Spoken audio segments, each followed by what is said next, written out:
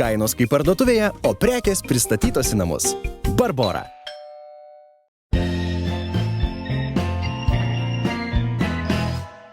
Sveiki visi, Sostinės krepšinio mokyklos bičiuliai, tėveliai, treneriai, vaikai. Šiandien dar vienas SKM podcastas ir aš labai didžiuojasi studijoje turėdamas neeilinį svečią. Artūras Leščinskas, treneris, legendinis jau SKM treneris, beveik nuo pat pradžių mūsų krepšinio mokykloje. Kada, Artūrai, prasidėjo tavo karjera SKM? O iš karto tokie klausimai, nesunkus. Prasidėjo, jums gal buvo 3 metai, dabar galvoju. 20, ar ne? Jo, kažkas tokio, 20. Jo. Tai 14 sezonas. Oho, greit prabėgo laikas. Labai. Kaip pats prisimeni savo tą treniravimo pradžią?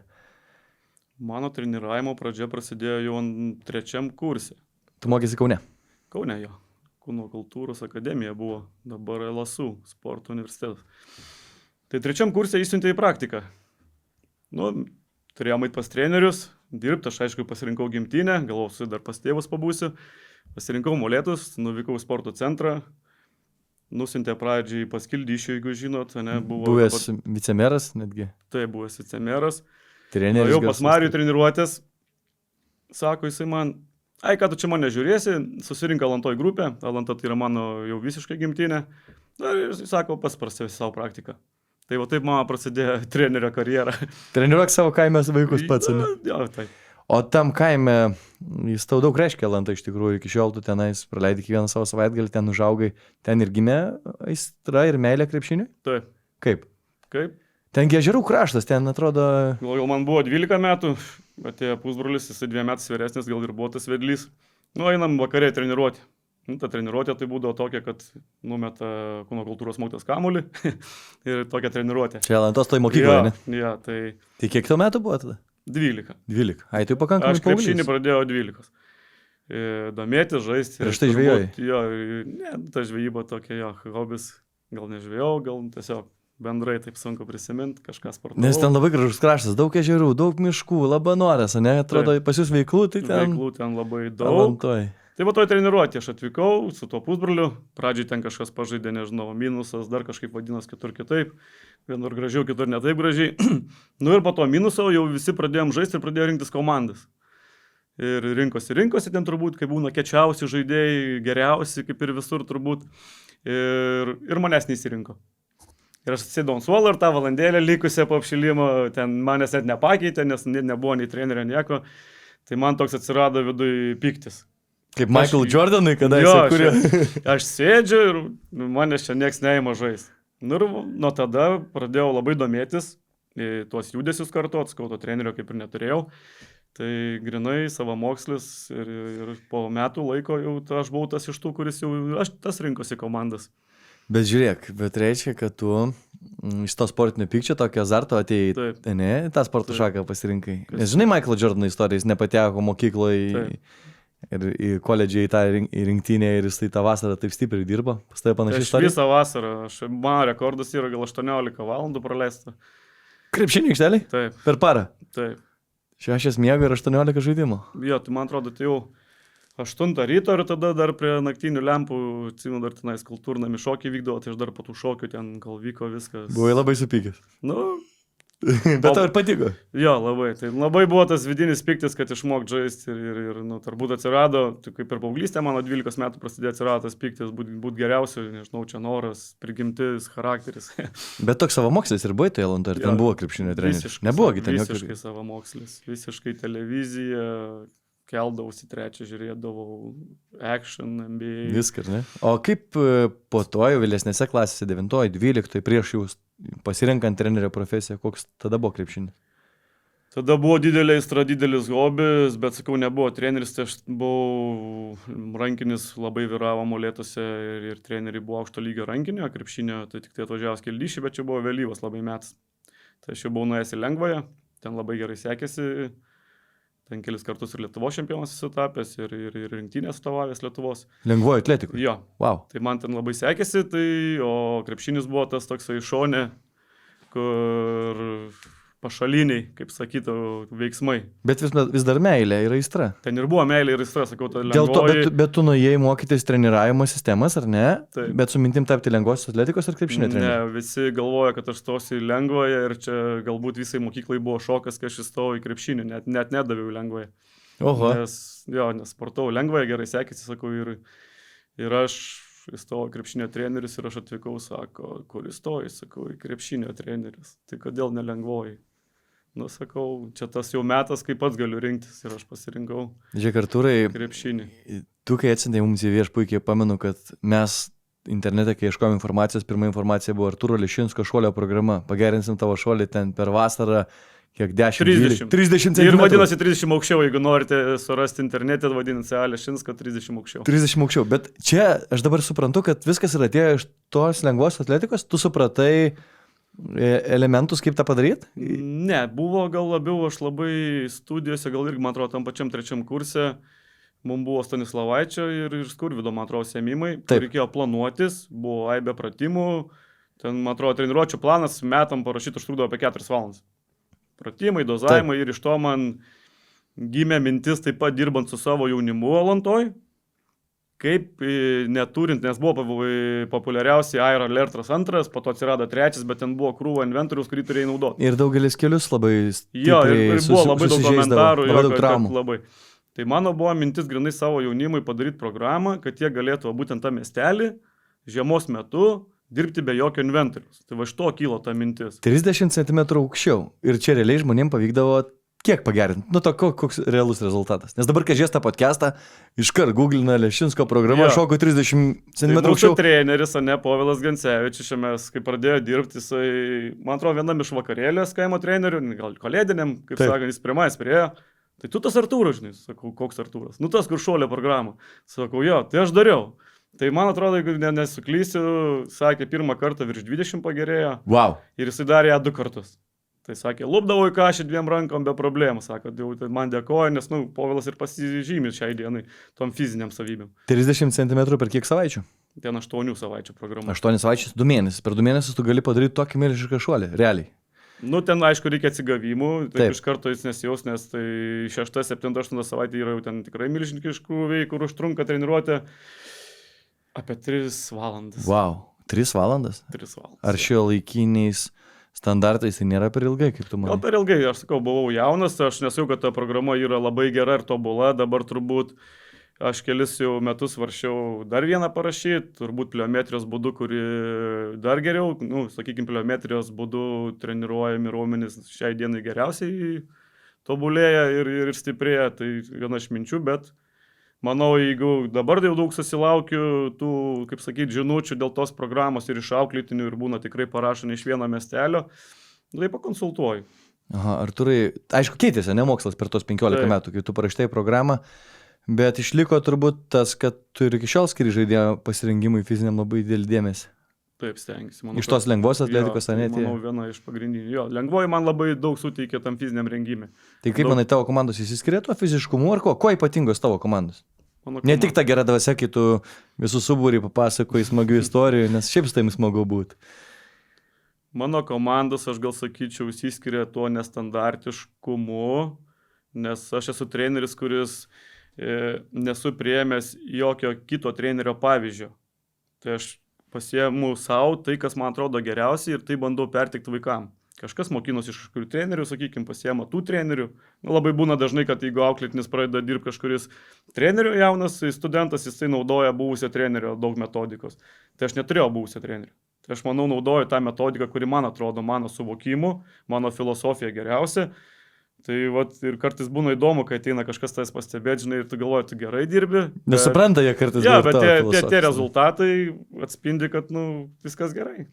Artūrai, su kuria komanda tau buvo smagiausia dirbti per visą SKM istoriją, jeigu tai prabėgi tuos 14 metų? Jeigu neskaičiuot tos komandos, su kuria dirbau per praktiką, tą vadinamą 3-4 kurse, tai daug komandų iš tikrųjų yra. Ir ta 2000 kartą, kurią gal nežaidėm KL, nes tikrai buvo smagus jaunimas. Antakalnio Panteros tos pirmasis, ne? Jie buvo pradžiai naujininkose, po to, kai atėjo Antakalnį, jie susijungė su naujininkais, pasikviečiau iš Antakalnio tuos jau, kurie tikrai mylėjo krepšinį ir jie rodė labai gerą emociją ir pastangas, ir draugiškumas, tikrai buvo. Ten ir Gytis Jakubėnas, ir Tomas Paikas Dzevičius, kurie čia buvo studijoje, čia ta chebra, taip? Taip, ir nemažai buvo žaidėjai, kurie išėjo ir aukščiau ten. Jo, pirmas, antras komandas, tai tokia tikrai ganėtinai motyvuota buvo ir draugiška labai kompanija. Na dabar tavo fokusas į 2008 ir 2010 komandos, ko jos vienodas, panašios ir ko jos skiriasi? Kaip galėtum palyginti šios 2 metus? 2008, sakyčiau, aš juos turiu jau labai senai ganėtinai, jie pasipildo, kažkas išeina, kažkas ateina nauja. 20 tai yra labai jauna komanda, kurią turiu dar tik tai 5 mėnesiai. Tai juos analizuoti dar labai sunku, nes tikrai buvo komanda ganėtinai sudėtinga, kurią paėmiau. Tai dar apie ją labai mažai norėčiau kalbėti, ją daug dedu pastangų, tikiuosi, kad įsiugdysiu tą, ką noriu. Ir skiriasi tuo, kad 10 žaidžia divizionė ir jie labai motyvuoti. 2-8 gal mes visada lipdavom truputį per aukštai, visada net ten buvo gal laiptelis iki A diviziono, po to B divizionas, gal 3 komandai nereiktų tokių tikslų, tai tokių buvo įvairių momentų su 8, kad jie kylo, kai nesisekė žemyn, gal motivaciją įskirščiau, kad 10 yra labiau motyvuoti negu 8, kiek dabar pažįstu tas komandas. Ir tu, aišku, tavo užduotis ne tik siekti rezultatų, bet ir ugdyti žaidėjus ten. Pirmąjį komandą, ne tik 8, pirmąjį, antrąjį, tiek 10. Kaip tau kaip treneriui pačiam jausmas, kai reikia atiduoti savo komandos lyderį, su kuriuo per 4-5 metus užmėsi gerą draugystę ir jis taiga išeina? Jeigu tą klausimą užduotumėt prieš 10 metų, kokius gal net ne 10, sakykime, aš save jaunų trenerių skaičiau kokius pirmus 5 metus ar 6. Dabar aš jau 14 metų, tai labai skirtusi. Tada būdavo labai skaudu, dabar yra labai džiugu. Tai labai apsiverčia tas požiūris su metais ir kai tu, sakykime, vienas iš tikslų, gal kai tu neturi pagrindinės komandos, tai vienas iš tikslų, kad ir rinktinės žaidėjai užugdyti. Tai tas yra be galo, kai tu tą padarai, mano skim jau 2 žaidėjai buvo, gal daugiau tose rinktinėse, tai tas, smagu. Kas buvo rinktinėse iš taviškių? Tai Mantas Jančiauskas buvo ir dabar Erikas Gumuliauskas. Aha. Tai manau, kad Rapolas Klišauskas dar pretenduoja, gal dar kažkas iš 10. Aha, super. O Artūrai, tu pats kaip treneris, jau patyręs, galima sakyti, treneris, turintis tikrai didelį patirties bagažą, ką gali pasakyti tiem vaikam ir jų tėvam, kurie galbūt mažiau gauna žaisti minučių aikštelį ir kurie pergyvena dėl to, kaip tu buvai tas vaikas, kuris molėtose nepaėmė tavęs. Ką jie turėtų daryti? Nuo ko turėtų pradėti? Nežinai, dažnai jie šeimose nelaimingi, tada vidu nelaimingi. Kaip jie turėtų elgtis? Čia, manau, grinai yra bendradarbiavimas tarp trenerio, vaiko ir tėvų. Ir labai svarbu nukreipti tą vaiką, kur jis turi būti. Tai, sakykime, jeigu tu matai tam vaikė didelį potencialą, tai tikrai galima labai nuspėti iš tėvų, sakykime, ūgių, galbūt buvusių sportininkų ir brendimo laikotarpių, aukšti tėvai, vėlesnio brendimo, tai aš manau, tuos vaikus tikrai reikėtų laikyti su stipriausiais, jie gaus mažiau, bet labai aš ir dabar susiduriu su tuo ir 8 ir 10, kur labai reikia motyvuoti tuos vaikus, sakyti, kentiek, aišku, reikia rasti jiems to laiko, gal ne pagrindinėse čempionatuose, gal kituose, kiek įmanoma, juos traukti. Jeigu tu matai, kad vaikui galbūt silpniau sekasi ir nežinai, kaip iš tikrųjų bus ten ateityje, tai nereikia to vaiko laikyti, kad jisai per vidurį arba žemiau vidurio negauna žaisti, reikia leisti į savo lygį. Sakau, mes tais 2-8 buvom kelis kartus gal virš aukščiau savo lygio ir tai nusodino vaikus tas mažas žaidimo laikas, tada žaidži tik saugiau su pagrindiniais, tai galbūt reikėtų dar leisti į kažkur kitokį, sakykime, papildomą čempionatą. Taip, bet atrodo, turi 16-18 žaidėjų, ne? Ir tų minučių, laikas ribotas. Jeigu mes turime 5 žaidėjų, 200 minučių, 5 žaidėjai starto 5 ten, jeigu taip, po 40-200 minučių. 200 minučių išdalint 12 žaidėjų, tai čia vidurkis gaunas vienam žaidėjui. 17-18, bet aišku, lyderiai žaidžia po 30 ir daugiau, ir tada kitiem nelieka laiko. Kaip išspręsti šitas problemas, nes dabar atrodo tas žaidimo laikas kartais tampa ir patyčio objektų. Ai, tu silpnesnis, tu mažiau žaidži pas mus komandoje ir panašiai. Kaip aš tą bėdą pastebiu, kaip tu kaip treneris matytum ir psichologas jau geras. Taip, sakykime, su 2-8, kai labai priklauso nuo rezultatų. Jeigu yra tas rezultatas reikalingas ir tu jo sieki, tai tu neišvengsi to, kad tu žaisi su lyderiais didelį laiką, bet tada turi nukreipti visus kitus vaikus, kad tai yra kova. Tai yra kova dėl tavo minučių. Ir kaip tu tą išgyvensi toj pačioj rūbiniai aikštelėje, ne, tai tikrai, vasakau, 20 yra kas įsikovoja, yra kas nusėst, jeigu tau reikia rezultatų. Yra lengviau su tom komandom, kur tu nereikalauja rezultatas, sakykime, 8-3, ne, mano. Tai ten tikrai varijuoji, nesik rezultato, ten galėjom tam B divizionė mes laikyti be jokių problemų, bet, sakykime, ta mintis, kad visiems vienodai.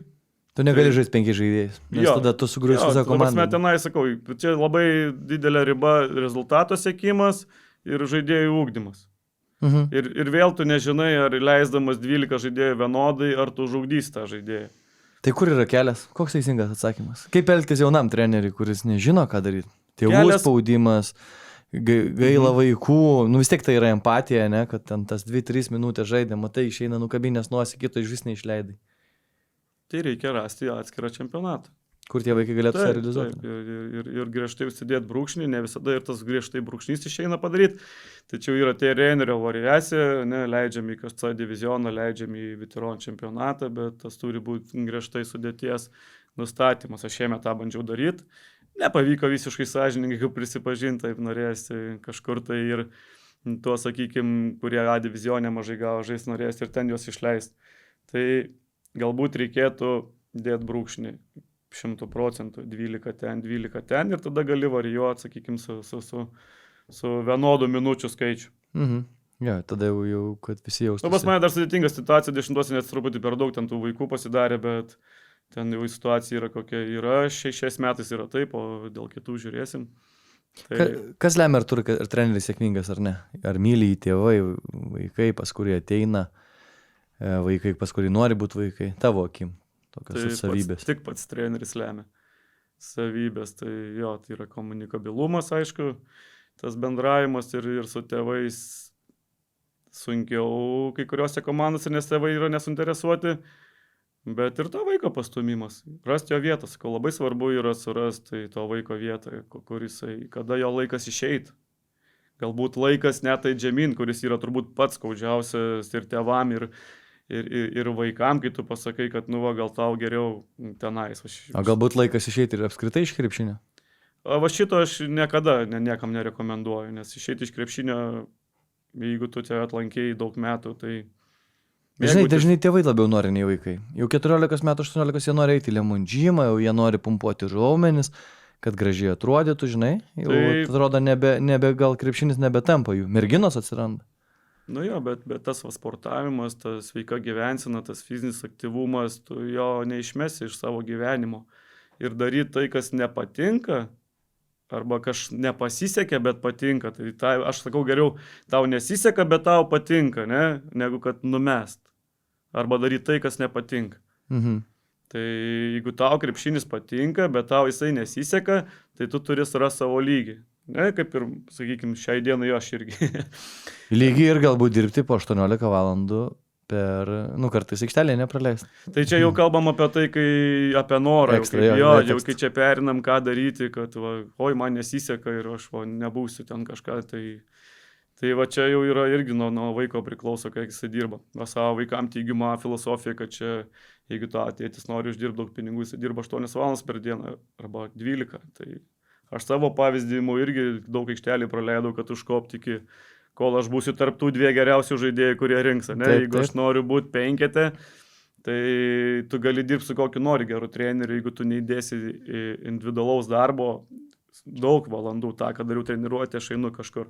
Taip. Jeigu kalbam apie sąlygas, aišku, ne visi tą gali padaryti, bet va čia atsiranda jau tėvai, aplinka ir taip toliau. Jo, tas yra spaudimas labai didelis mokykloje, spaudimas vaikam, spaudimas komandai iš tėvų irgi mokyklai pasiekti rezultatą, komandai gauti minučių pasiekti rezultatą. Kartais vaikai natūraliai ir perdega, o išlieka tik stipriausiai psichologiškai. Tai ir tampa krepšininkai. Taip. O ką veiki be krepšinio treniravimo? Kokia yra tavo kita veikla? Dar vadovauji VGTU sporto centrui šiuo metu, taip? Jo, čia laikinai vadovauju, tokia nauja patirtis. Vilnius Tech, reikia sakyti. Vilnius Tech, atsiprašau. Vilnius Tech, dabar naujas atrumpinimas.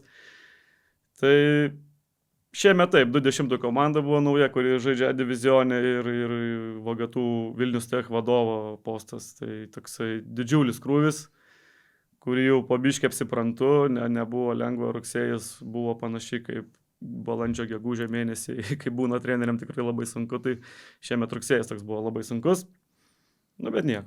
Dabar tu tenka vadovauti ne tik vaikam, bet ir trenerių kolektyvui. Kolektyvui, taip. Jo, turi surinkti pats trenerius, atrinkti, duoti velnių, kaip sekasi būti vadovu. Kad vėluoti, nevėluoti, jo. Tai tas dalykas neblogai sekasi. Neblogai. Vadovauti kolektyvui neblogai, gal tie biurokratiniai dalykai man yra per sunkus, aš jau dabar sėdžiu, man jau reikia veiklos, tai aš tenais užbėgu, pasėdžiu, vėl einu pažiūrėti, kaip kam sekasi. Salėje tai labiau. Jo, labai nusėdėti, aš negaliu ilgai. Atrašau laiškus, kuo greičiau atrašau ir tada einu kažkur pasivaikščioti, galbūt pasportuoti, nes tam puikios sąlygos. Na be abejo, dar augini 2 nuostabius vaikus, turi žmoną ir čia reikia daug dėmesio skirti šeimai, bet jau leidžiat savaitgalius kartu Alantoje, ne, kai tik tai išpuola laisvas. Šiemet tai yra sunkiau padaryti dėl užimamų pareigų ir komandų skaičiaus, ir varžybų skaičiaus, čempionatų skaičiaus, bet tą atperka vasarą gal daugiau. O skalpoja šeima, kad dirbi trenerių, kad per mažai laiko skiri? Būna. Čia turbūt visų trenerių kasdienybė. Jo, būna, jeigu jau nelieka nei vienos, jeigu dar savaitį nelieka nei vienos dienos, nieko tokio, bet jeigu 2 būna kartais ir per mėnesį, kad tu neturi tos laisvos dienos. Jeigu dar vasarą rinktiniai dirbtų? Vasarą dar rinktiniai, taip. Tai aš kažkada atsimenu, kai man siūliau tas aukštas komandas A divizionuose B, tai aš ir mano būdavo atsakymas, kad aš pirmą užauginsiu vaikus. Į šeimą reikia tai skirti laiko. O ar tokia gausybė rungtynių, atsakomybių tiek šeimoje, tiek kitur atsiranda laiko dar meškeriai? Tai meškerė tai yra iš vis pabėgimas, ne, iš Saušenko. Pabėgimas iš Saušenko ir yra, nežinau, čia turbūt tik tai gal žvejai supras, kai tu kažkur tai sėdi, o ežeras, gamta ir tu nemastai daugiau apie nieką. Kaip aš asmeniškai to žuvies net nevalgau, prisipažintęs nemėgstu. Bet ta visa mintis, kaip ją suviliot, kaip ją pagaut, galbūt vėliau paleisti arba kažkam atiduot, kas mėgsta. Tai aš kartais save pagaunu, kai tu nebegalvoji apie nieką aplinkui ir tai yra turbūt geriausias įsivalymo būdas. Jo, meditacija. Bet aš tokį turiu dabar kepurį pirtį, dirba tik tie, kas žvejot nemoka. Parašykime ten. Sutiktum su tokiu pasaku? Dirba tik tie. Būtum geras žvejys? Dirba tie, kurie žvejot nemoka. Gal geriau būtum geras žvejys ir parūkytum tas žuvytės. Ne, aš esu gamtos žmogus. Aš dėl tų šiukšlių, aš atvažiuoju su maišu šiukšlius, tvarkau žvejybos vietą ir aš nesu prieš tą visą verslinę žvejybą labai stipriai. Tai turbūt nenorėčiau gaudyti žuvies ir ją pardavinėti. Man žmona labai pyksta. Nenorėtum mane. Žmona pyksta, tu tiek pagavai, paleidai, būtum kažkam pardavęs. Tai... Aš šitai provokuoju, nežinau, koks to geras žvejys esi, tai galvoju, gal iškeisi kada trenerio tą lentą į... Ne, aš esu, dabar gal atrodo iš tų Facebook'ų, kad kažkur, kai mane seka, aš esu tas geras žvejys, bet aš manau, esu kokio RKL lygio. Taip galvoju, ne? Jo, jeigu ten, sakykime, yra moksleivių krepšinio lyga, tada eina kažkokia sostinės lyga, mėgėjų, RKL, NKL, LKL, Eurolyga, NBA, tai aš skaitau, kad NBA galbūt aš lygiai pasieksiu, kai jau tikrai mano vaikai išeis ir galėsiu važiuoti ten kaip karpininkai. Tai aš skaitau, arba ne, kur dalyvauju tos tarptautinėse turnyruose, tai aš skaitau, čia jau yra ta jau didžiulė lyga. Aš dar tokiam RKL lygiai, kur aš nedalyvauju jokiose varžybose. Aišku, tą įrangą susipirkęs jau neblogą, tai skaitau, arti profesionalą, ne kaip iš sostinės perini RKL arba žaidži ir ten ir ten. O krepšininkas koks tu, kokiam lygiai dabar? Krepšininkas? Jo, kokia čia lyga, A, B, C, D, E, F. Tai kai su 20 išeinu, tai dar aukštai jaučiuosi, kai žaisdamas, jau su 8 jau sunkiau. O mėgėjų krepšinė atsipūtusių komandą esi subūręs ir pats. Jo, šiemet mes vėl atgaivinam, tai žaidžiam, tai neblogai, man atrodo, ten 20 taškų vidurkis dar visi. Tavo, ne? Tos raidės nesakysiu. Lygos nesakysiu. Pro, bet yra pro. Supratau. Toje lygoje pavadinime yra pro. Supratau, tai gerai ir Turai, ačiū tau, kad apsilankėjai, taikingas pokalbis, gal dar pabaigai kokį anekdotą. Ne, anekdotų, jo, gal be anekdotų. Be anekdotų, ne? Jo, nebent tą, kur visada sakau, kur... Ta pasakyk. Kur ežiukas eina su karišku šalmu. Taip. Tai tu žinai dar ne? Ne, nežinau. Tai va, ir aš to nežinau. Nežinau. Bet tikiuosi žinosim. Ačiū Jums, kad žiūrėjot laidą, ačiū Artūrai, kad atėjai. Smagu buvo. Smagu buvo, ačiū. Tikrai, aš tikiuosi, kad irgi arčiau pažino trenerį Artūrą ir koks jis šaunus vyras. Didžiuokitės, kad jis gali jūsų vaikam padėti siekti ne tik krepšinio aukštumų, bet apskritai formuot pasaulėžiūrą ir ugdyti jų neformalias kompetencijas. Ačiū visiems, kad žiūrėjot. Viso geriausio.